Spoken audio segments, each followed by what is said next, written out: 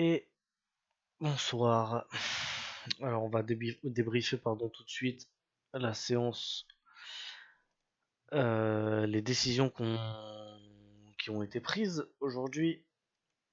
Alors pour le Dow Jones, flux haussier, on était à ce moment-là encore au-dessus des moyennes mobiles, au-dessus des 61,8 et on casse le haut d'OPR pour un point que je ne prends pas parce que on n'a pas de ratio de 2 pour aller chercher les plus hauts. Alors, tac tac tac, oui, il est là lui. Voilà, c'est les petits pointillés ici. Bam. Et là, ratio de 2, vous voyez, les plus hauts, ils étaient à 38 802. Le ratio de 2, 38 807. Donc besoin de faire de nouveaux plus hauts pour aller chercher le ratio de 2. C'était pas bon. Pas dans la méthode. On est obligé de faire de nouveaux plus hauts. Pas ok. Et du coup, bah finalement, il réintègre tout de suite après à la bougie d'après, et puis il se fait sell deux bougies plus tard. Donc bonne décision de pas avoir pris le haut d'OPR parce que Parasol 2. C'était une bonne décision. Ensuite, il y a eu l'OPR Nasdaq qui j'attendais une réintégration.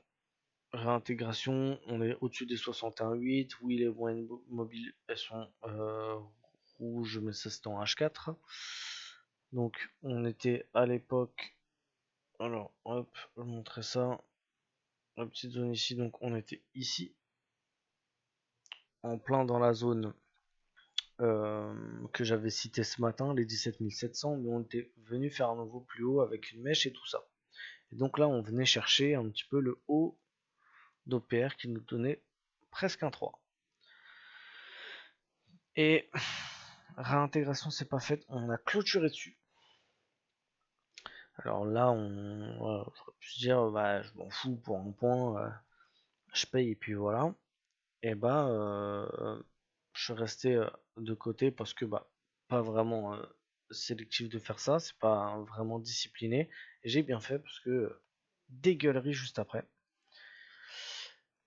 Et le setup d'après, ça a été la petite bulle M15 sur le Dow Jones.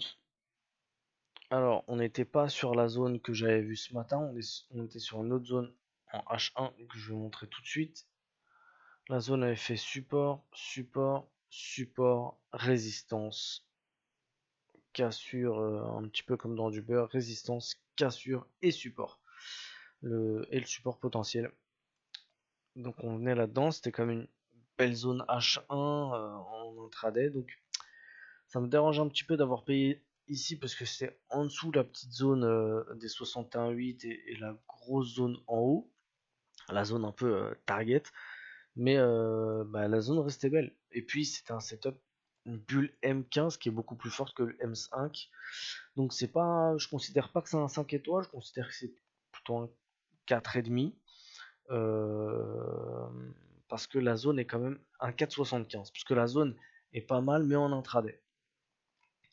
Voilà, si on tire un petit peu, voilà, j'aurais préféré payer sur la zone que j'ai vue ce matin, les zones vraiment propres, tir à 4 épingles. Mais bah, d'un autre côté, c'était une bulle M15, c'est pas une bulle M5. Donc voilà.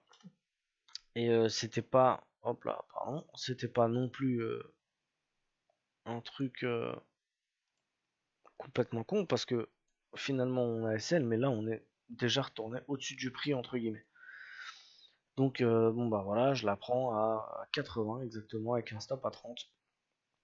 Et puis au début on passe vraiment pas loin du BE hein, à 15 points. Et puis finalement voilà, SL. Et puis la bougie d'après une belle petite verte. Et puis la bougie encore d'après une autre petite verte. Bon, qui clôture avec une mèche, mais bon.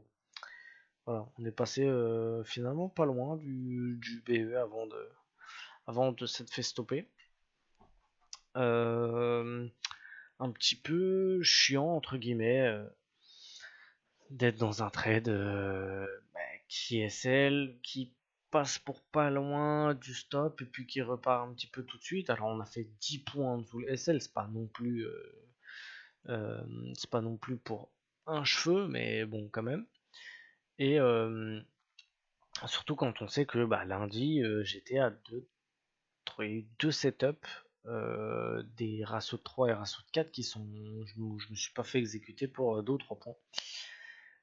Un petit peu frustrant. On va sur des séances plutôt intéressantes. On va voir si finalement on tient les grosses zones. Là par exemple la grosse zone H4 sur le Nasdaq. On va voir si on tient si on reste sur cette zone là.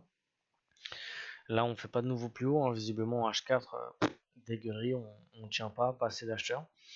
Donc on va voir un petit peu comment ça va se passer sur les prochaines séances. Peut-être qu'on demain on sera déjà repassé peut-être en flux H1 baissier avec peut-être déjà un croisement des moyennes mobiles. On va voir ce qui va en être.